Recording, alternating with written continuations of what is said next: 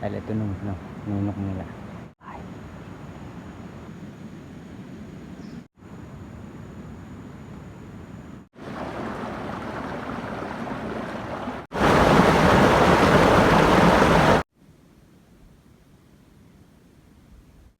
จักลูกกุซูนี่ยังนี่พี่น้องเบิ่งอาจารย์ดีจริง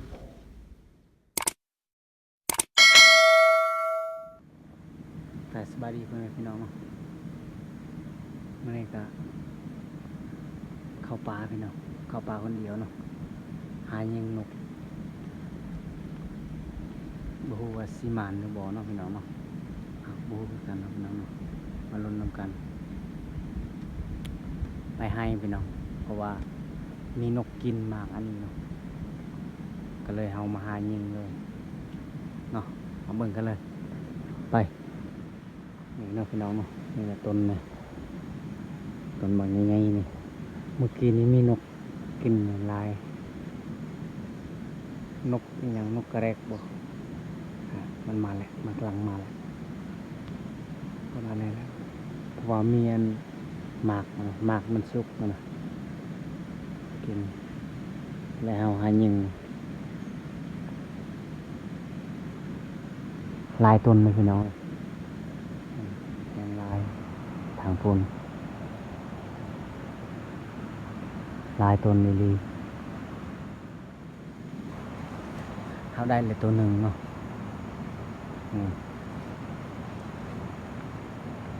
ได้เลยตัวหนึ่งเนาะนี่นกนี่แหละนี่เนาะ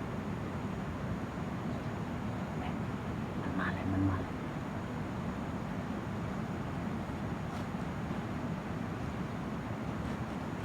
เสียงดังแห้งไปน้องเพราะว่า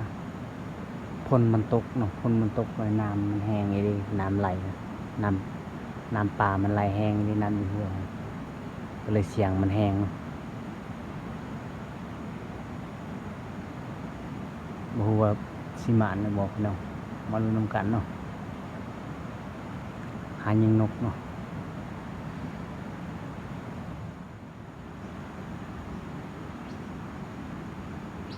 มันมาแล้วพี่น้องมันออกลายกำลังมาเลย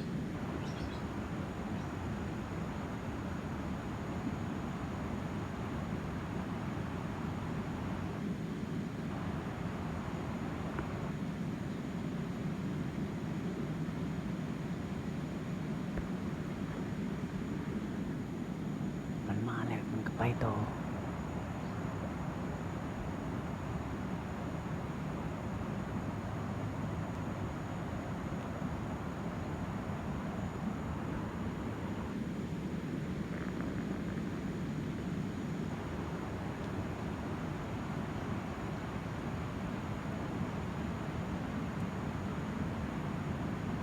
เปียกหมดไปเนาะฝนตกแห้งเลยลี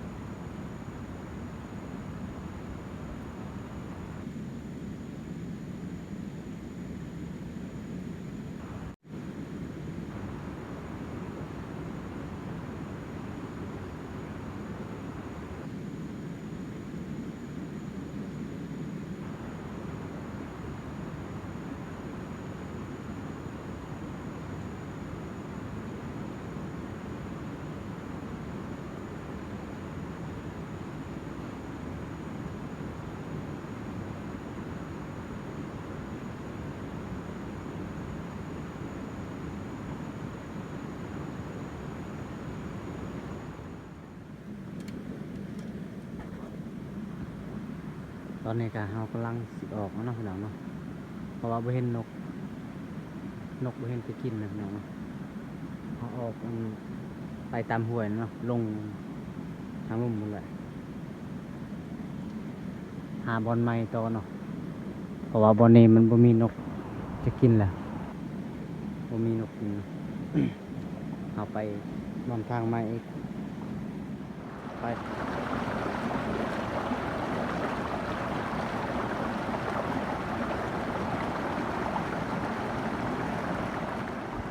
นี่แหละเนาะพี่น้องเนาะถ้าลงมาพูดแหละหาบอนใดมีนกกินเนาะเอามาอยู่ต่อแต่บอนนี้บ่มีนกกินแล้วนะพี่น้องมันไปหมดแล้ว ลงตามห้วยนี่เนาะเพราะว่าน้ำมันนี่ก็ตะกี้มันบกแห้งเนาะพอฝนตกหนักมันก็เริ่มออกแล้วน้ำเริ่มขึ้นแล้วเนาะไปลงเนาะ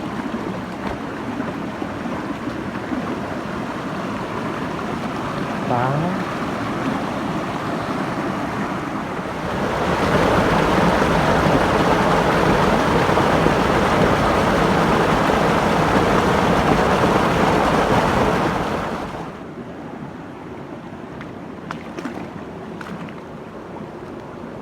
ไปห้องเถิง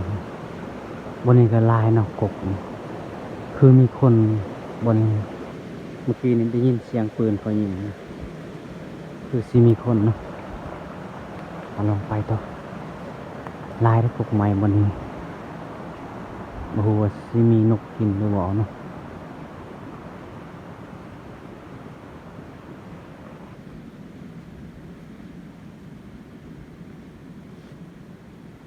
มีนกเห็นนกตัวหนึ่งนกกินมีนกกินนะมีนกเห็นแล้วนกโอ้ยบ่มีมันกินตายไปพุ่นโอ้ยิงปืนบ่แตก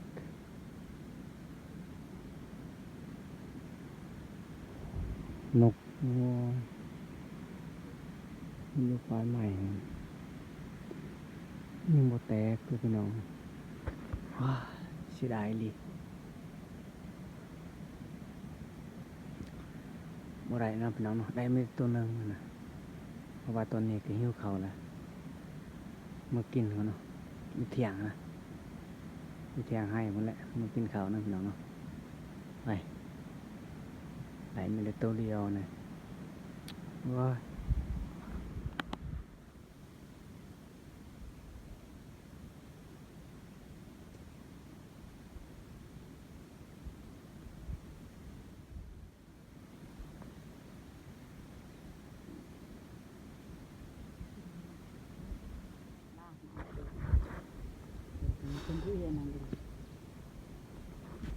ได้ไม่ได้ตัวหนึงพี่น้องบ่ได้ปีง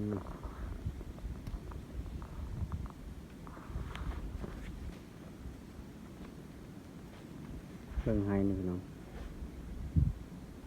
เดือน7ก็ยังซ้ำนี่เขาเนาะเพราะว่าเดือน6เดือน5ก็แข็งแรงเนาะฝนบ่ได้ตกพอตกเดือน7นี่ก็เขามันก็บ่ทันได้ใหญ่เพราะว่าหญ้ามันใหญ่ก่อนเนาะ2 เทื่อแล้วนี่เสียหญ้านี่2 เทื่อกับเทื่อนี้ล่ะเขาก็ยังบ่ทันได้ใหญ่เฮาบ่ฮู้ลูกกระสุนปืนใหญ่นี่เนาะเฮาพออันอยู่ป่าน่ะหายิงนกลูกกระสุนปืนใหญ่นี่ตอนสงครามนั่นเนาะลูกกระสุนนี่แต่ว่าเดี๋ยวนี้ก็ยังงามเบิ่งกลมันนี่กลมันนี่ก็ยังคักเนาะเบิ่งจักลูกอีหยังไปเนาะ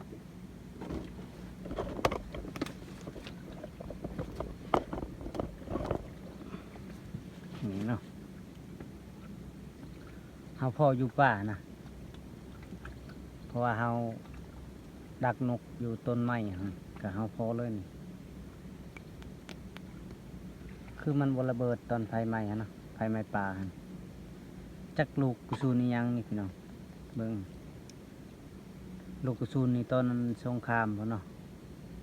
ตอนเฮายังบ่ทันได้เกิดนะนี่เนาะมาพี่น้องกินข้าว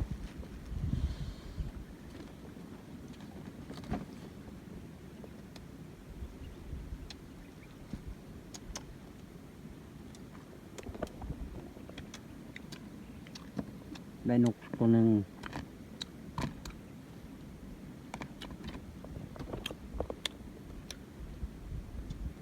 จับแบะ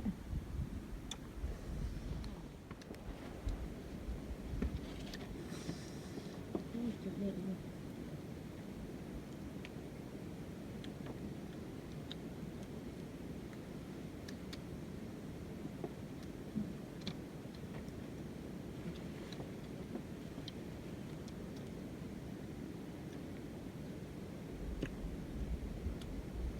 เป็นนี่บักเนี่ย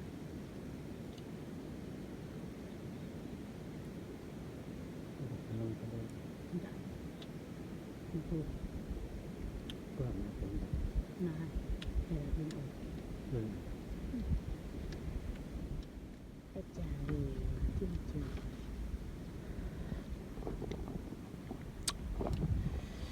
ตัวหนึ่งนกสองกินสองคนกินเนาะ ๆคนเป็นดัง ตัวหนึ่งนกเนาะ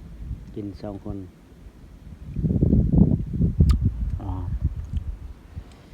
ฝนตกช่วงนี้ก็แห้งอีหลีบ่ได้หยุดบ่ได้เศร้าเลยเห็นบ่ทางฝนก็ยังกำลังจะมาแหละฝนนะฝนกำลังมาแหละครับมันกำลังจะตกละบรรยากาศมันจะมืดครึ้มตลอดบ่ได้แจ้งสว่างอย่างยังเลยบรรยากาศนี่หญ้ากระลายเบิดเดือนนี้เลยเสียหญ้านี่พี่น้อง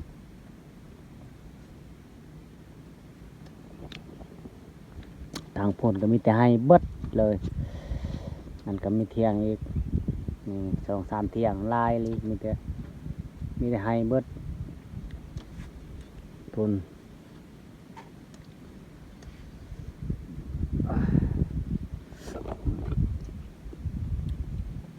เอาสำหรับคลิปนี้ก็